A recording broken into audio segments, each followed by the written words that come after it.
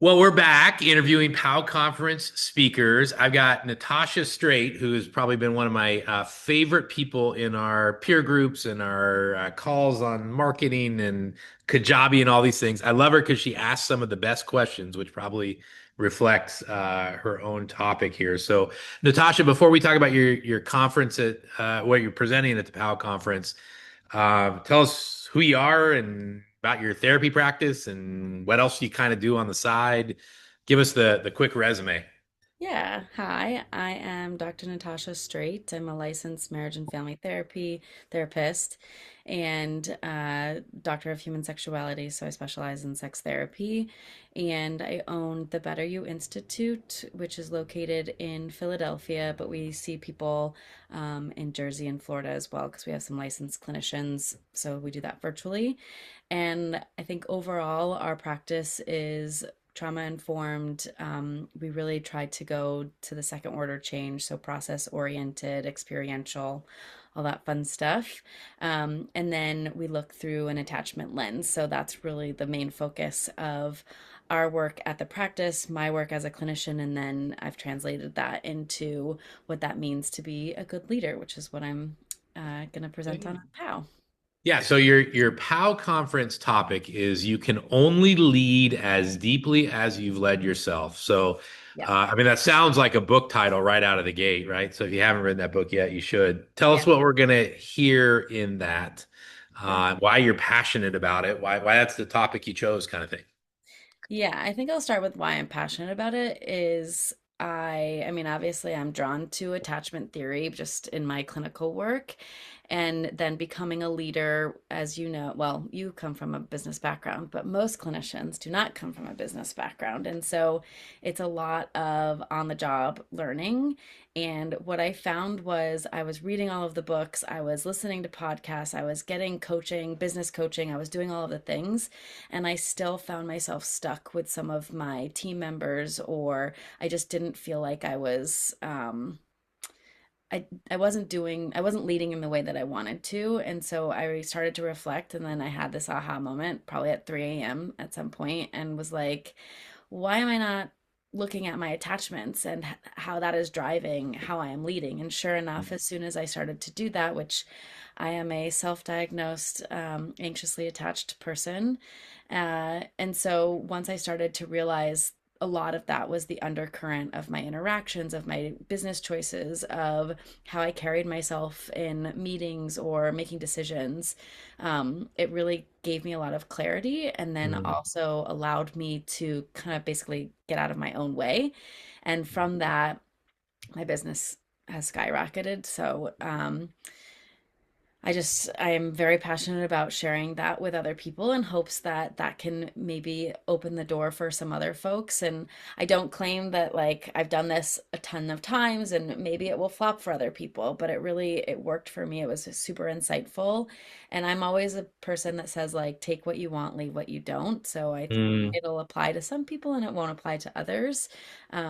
But that's, yeah, my passion piece is that it worked for me. I've seen it work for, I work with a lot of executives or just higher level folks in my clinical work. And we've talked a lot about that from a leadership perspective and kind of ways that they feel held back and it's given them a lot of clarity. So I've seen it work. It's wild because so I mean I think a lot of us that have done well with this group practice thing have some anxious attachment type stuff. It leads us to be very attentive and caring and empathetic. Like we cut a lot of things off at the pass preemptively that people might feel. So it's kind of the superpower, but it's kind of kryptonite too. It backfires. Yeah. And I think especially as what we've seen in this industry, kind of this revolving door of people leaving to solo practice, which we don't fault them for. But man, that'll mess with your head when like you become so afraid to open your email because who's going to resign next? This plays into all my abandonment issues, things like that, right? So I think are you seeing that too? That a lot of these practice owners they're just getting their attachment wounds are being dragged through the mud right now with the way the industry is functioning. You feel like that Yeah, resonates? absolutely. I think there's such a personalization. I mean, Mm. this is a business, but it is our baby, right? And so yeah, to not take things personally was so freeing. And once I Mm, realized why I was taking it so personally and what was at play, and again, what the undercurrent of that was, then yeah, I could work to kind of let go of some of that. And again, my decisions got clearer and the business did better for it. But absolutely, like, and it's not even when clinicians decide to leave, it's when clinicians maybe aren't putting in mm, something that you thought that they should be putting in, or yeah. why didn't they do this, or why weren't they interested in this opportunity that I gave them, and like they should be so lucky, but it's like, well, no, they're their own people. Yeah. But I was taking pretty big offense, and yeah, it was taking me out. I would ruminate on it. I would take up my energy. I was focusing on that instead of something that I should have been focusing on. And so Yeah. again, like the level of freedom that I got from releasing some of that anxious attachment stuff. Well, it's been interesting too because I feel like, and I'm sure I had my moment where I was peddling this, but it feels pretty short-lived. It feels like a lot of the coaching and consulting in our industry has been around this, badass boss type persona. And you just need systems will somehow fix my, anxious attachment stuff. And the reality, I mean, you talked about your business taking off when you came to terms with it. I think the reality is our industry is filled with very similar people. I mean, there's probably a few profiles that end up as therapists. And, I say a lot, right? Managers require and leaders inspire. And the most inspiring leader to me has always been the hot mess with a plan. Like I'm freaked out right now. Like I'm afraid you hate me, but so here's what we're gonna do. Like I get that. Like that resonates with me. That's actually a place I want to be instead of, the bravado. I think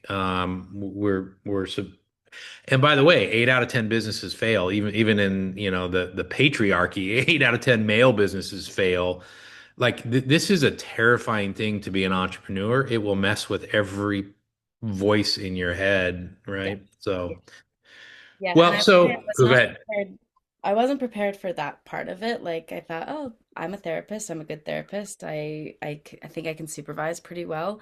But yeah, the business and how it smacks you in the face is something to be reckoned with for sure. Well, and I think there's two other forces that seem to be converging. A lot of us that started at what I call group practice 1.0, right, is where these people were leaving really toxic agencies and coming to work for our place, 3, 5, 7, 10 years ago when a lot of people still work for agencies. And however we were operating, it was such a breath of fresh air compared to those places. I was talking to another practice owner today who was, wrestling, agonizing over departures. And I said, back in the day, it was like going from being 15 and having no car to 16 and you got your uncle's junker or whatever. Like you just thought it was the greatest car ever compared to walking. And we get that. We get people that came into our group practices and it was just so much better. And then once you drive that thing around for a few years and you see your friend with the 2-year-old Honda Accord or something, you're like, I kind of want that. And so these people have kind of naturally, no fault of their own, found their way to the next chapter. Mhm. But it's really messed with our head. I don't think any of us were prepared for how quickly the industry shifted, where we were the breath of fresh air to now all of a sudden we're the man. We're the oppressor class, maybe even by owning the business. And it's interesting now too, because a lot of people are seeing group practice 2.0. They're just jumping right over group practice and going into solo practice, right? Like I'm leaving the hospital or the VA, and now it seems like nobody wants us. I mean, if there's ever a time to do your own work. So I guess that would be my next question, right? Like I hope everybody watching this comes to the POW conference, sees Natasha. I think she's incredibly wise. She's got a lot for you. But if somebody just hears this, they're driving in their car right now and they're like, yeah, I need to begin figuring out me. What is the first step in this? Like, is it a book? Is it self-determination? Is like, where would you start somebody who on the elevator rides, like, I need to work on me as a business owner? Yeah. Where would I you point them?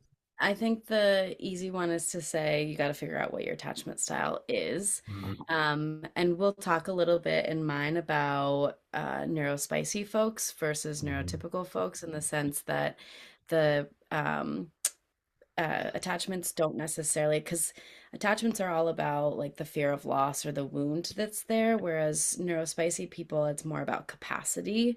And so Mhm. we have to kind of start there depending on your presentation. But then, yeah, read the book Attached is always kind of the go-to that I recommend.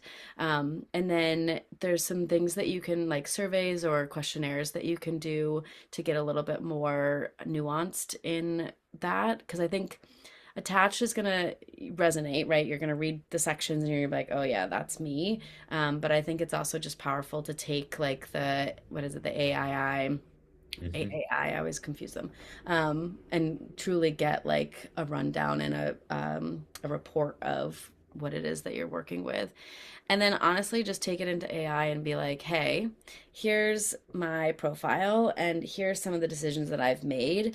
Are these two things related? And most likely AI is going to say, yeah, this decision is probably based on this, and Yeah. here's kind of what you can do about it. So I really like AI. I know there's a lot of big feelings about where it's going and what it's doing, but it is here. And so I think using it to our advantage while we have it kind of How thing. can it not be a resource? Yeah. I never want my oncologist, if I had cancer, to rely solely on AI, but Yeah. heck, AI to make sure you didn't miss something, have at it, right? So, Yeah.